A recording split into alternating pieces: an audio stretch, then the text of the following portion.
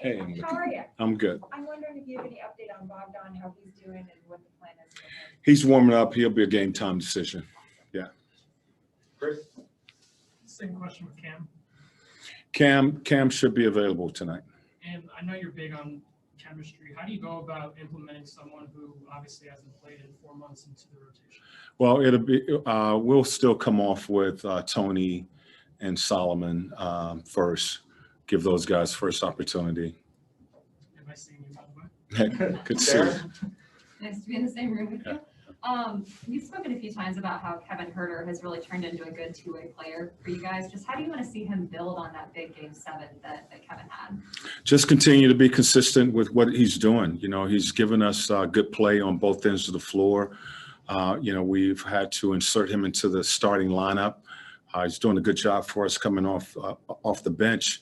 But we wanted to place him in that starting lineup to see if we can get more ball movement, give us another option. And he's done a good job of doing that, as well as defending, you know, some of the top guys. All right, Joe? Hey, Nate. After winning Sunday, and then you're trying to get away from things for a minute before you get into the series, I would think. What is something that you did to try to decompress, and what is something that maybe your guys just try to get away before you have to dive into another series? Well, really, you know, we pretty much took the same approach we did going from the first round to the second round. You know, the next day we took that day off. We gave the coaches an opportunity to prepare for Milwaukee, gave the players a day off. We didn't want them to do anything, get off their feet. And, you know, so the next day which was yesterday, we started to prepare for Milwaukee. But, you know, it just can't, everything's coming so fast. You don't have much time. You know, we had to really get right to work that next day preparing for Milwaukee. And, you know, here we go. Playoffs, I mean, as you know, you've been in a million of them. There's such high stress situations. But you're a 5 seed, and, you know, people outside your room didn't think you're supposed to come this far. So do you find this playoff run to be as stressful as some of those other ones? Well, we've talked about the mental approach with our guys. We talked about that really at the start of the playoffs. You know, really not, you know, listening to the outside noise and paying attention to it, good or bad. You know, mentally, you know, getting your rest. You know, because, you know, family is all of a sudden starting to attend games, both home and on the road. And with all the pressure and all the things, the information and preparation that we're giving guys, it's a lot, you know, so that mental things we've tried to get our guys to work on as well. Get your rest, you know, get away from the game. You know, get your sleep at night, and, you know, don't stay up all night entertaining, and, you know, mentally, you know, get yourself prepared for the next day, which could be practice or a game. We're going to do 3 more from the room, and then we'll go to Zoom. So, Eric, you're next. Hey. When you were in Indy, you obviously got to see Giannis 4 times a year. What do you feel like you guys learned seeing him that often, and what do you feel like you've kind of taken along the way in defending him and trying to stop him? He's an awesome player. I got a great deal of respect for his game. You know, seeing him 4 times a year, this is a guy that he's unlike a lot of players in the league in the sense that he plays every possession to win. And, you know, he is playing to win every second that he is out on the floor. You know, a guy that, you know, I kind of compare him to is a Kevin Garnett. You know, on both ends of the floor, you know, those guys are just giving all that they have to win that possession defensively as well as offensively. So when you have a player with his skill, his ability, playing with that type of effort and energy, it keeps a lot of pressure on your team the entire time that he's off the floor. You know, so just a great deal of respect for you know, how he plays the game, And, his team, they feed off of that. Tim? And hey, obviously, you have a ton of playoff experience. You got guys like Gallo and Clint Capela who've been in a lot of playoff games, but a lot of your main guys have never been in the playoffs before this year. Obviously, going 5 road games so far, you're trying to do that again tonight. What has allowed you guys to be able to immediately kind of come in as a group and have that kind of road success, which, as you know, is obviously the hardest thing to do with the playoffs? Well, what it comes down to is basketball. You're still playing basketball, and we have talked about that. It's still basketball. You're deeper into the season where you probably have a little bit more fatigue. You got some tweaks. Everybody has some tweaks, some injuries. So the main thing is to take care of yourself. I was just talking about, taking care of yourself both mentally as well as physically. And, those are things that we've tried to get this group to focus on, not talk about the pressure. It's basketball. You've been doing this all season long. And what we need to do at this time is do what we've been doing and do it better. And they've been able to do that. Okay, Sarah? I also kind of wanted to ask about guys like Clint, Gallo, Lou, just vets among young players who are on their first kind of playoff run. What have you seen from those veterans that you like as far as them are they modeling behavior that they want the young guys to follow, just as far as handling the pressure of the playoffs and, just kind of how you get through this mentally and physically? Well, we all are going through it really for the first time, as a group and as a unit. And our veterans have really done a good job all season long mentoring the younger guys and, talking to them, pulling them aside, both in practice, in the locker room, and during games. So those veterans, Lou has been really good for us. Gallo has been good for us. KD hasn't played a lot of minutes for us, but his experience has been really good for our group. And Clint has, just been solid for us. So it's a good group. Bogey, he's had experience playing in big games before, so that type of pressure, he's comfortable with, and he's been able to, talk about that with his teammates. So it's really been really good. These guys have, come in. They've been locked into what we are trying to give them, and as far as game planning. And they've done a good job of going out on the floor and executing it. How unique has this playoffs been for you guys, even guys who have been through this before so many times, just because you do have still some COVID protocols and different stuff like that, and I'm sure that changes the routine from what you're used to going through in the postseason? Yeah, well, we're not doing as much on the floor, certainly now, as we were during the season, but we were limited then, so we're really used to this type of schedule, far as, the next day, you're really taking it off, and you're doing a lot more teaching through video, through film, and you're trying to, take the guys off their feet as much as possible, and, do your work and your teaching through film. Really, we've been limited all season long with being able to go out on the floor and play, and with the tight schedule that we played this season. So this is something that we've really adapted to, during the season. All right, Jelani, you're taking over. All right, we'll start with Zach Klein. Coach, Cam hasn't played since February 21st. So what was his reaction when you said, lace him up, grab a jersey, let's go?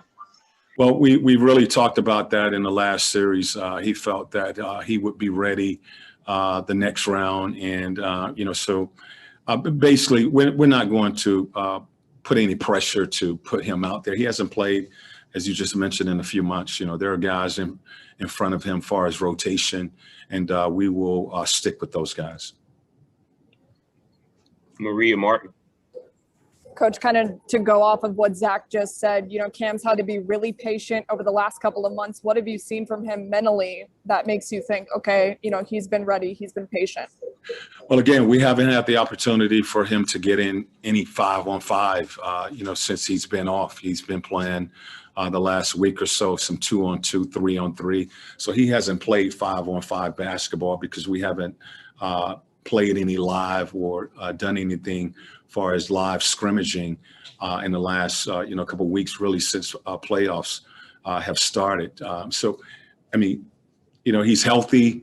He feels good. He's ready to go. But of course, he hasn't been able to participate in anything 5-on-5. So we'll be cautious how we use him when we do decide to put him in the game.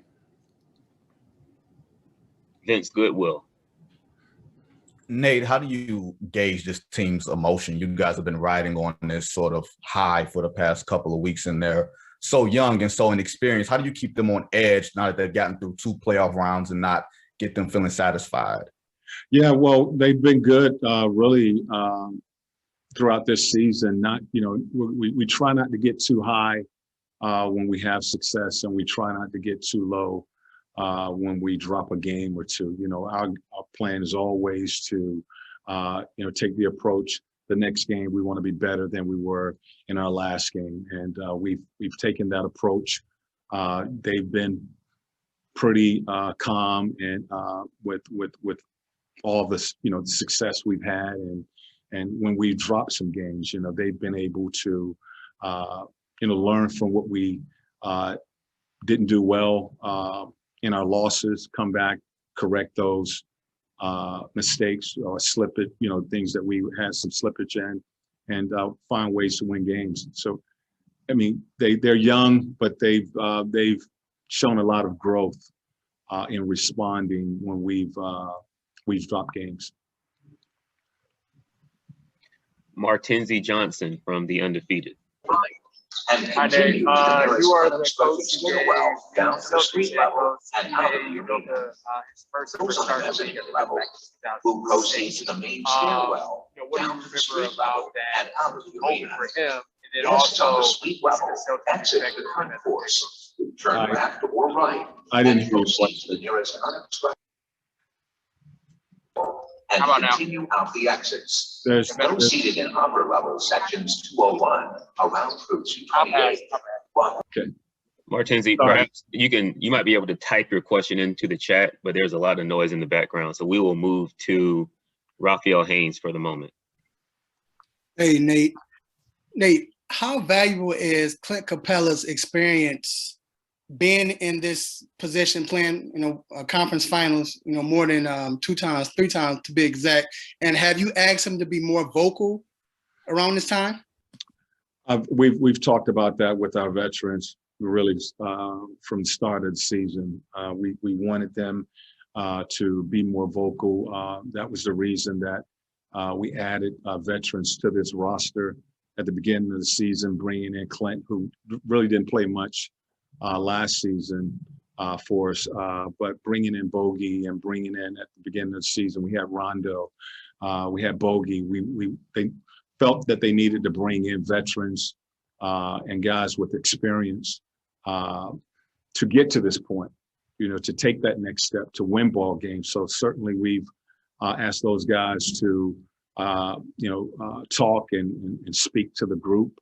And lead, and Clint has done that. He's done a solid job for us really all season long, and he's just been the anchor, to our defense. And last series, and really the first series, just did an outstanding job of really help defense in that New York series, and then having to guard Embiid. He took on that challenge of guarding a great post player and did a solid job. So he really is the anchor and establishes our defense for us. We've got 5 more. We will go to Takeshi.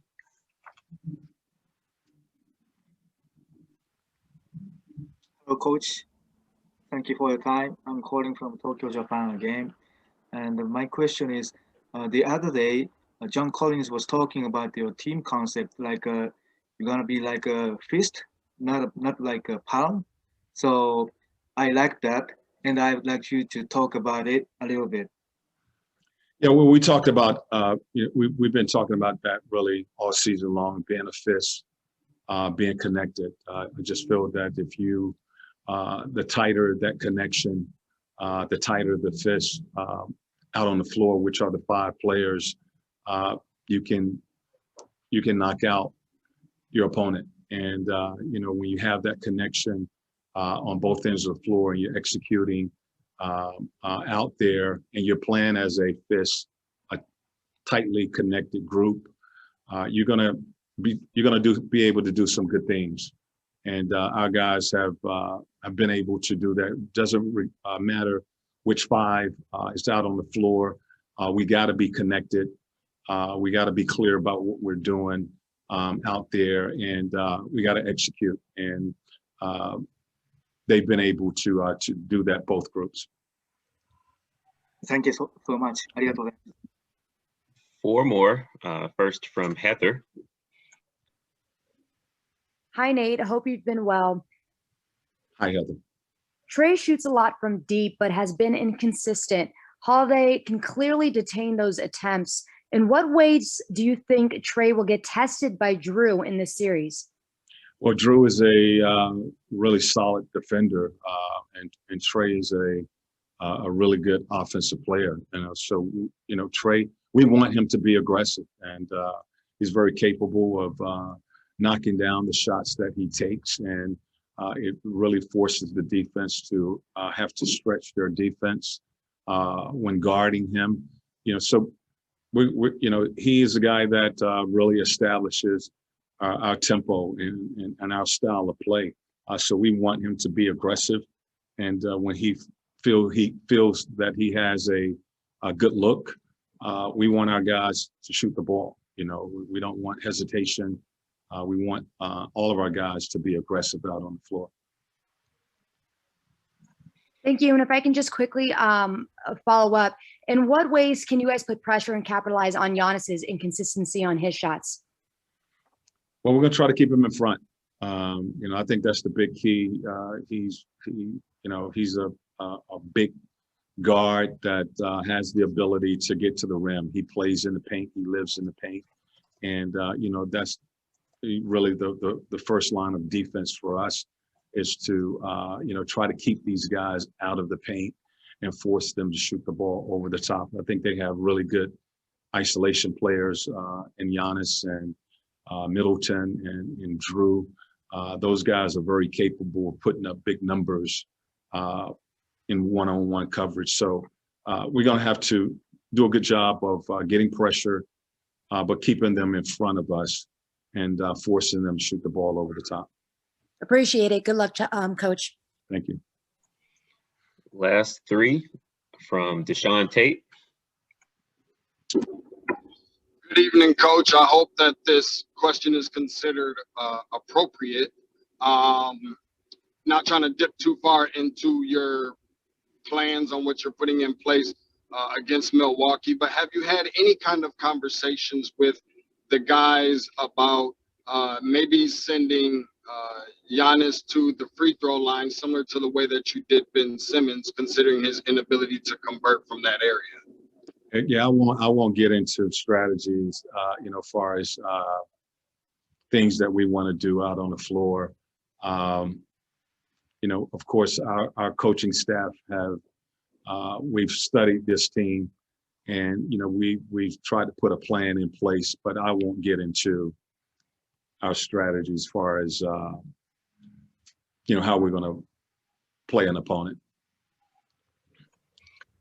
James Hill. Hey, Nate, can you talk a little bit about just the road mentality as you go in and start a series out on the road, and you're able to go in and try to get 1 or 2, and the team is able to focus when they're on the road? Can you talk a little bit about that? Yeah, well, I mean, that's always the game plan, in the playoffs, is to, when you are on the road, trying to get 1 and certainly trying to get that first one.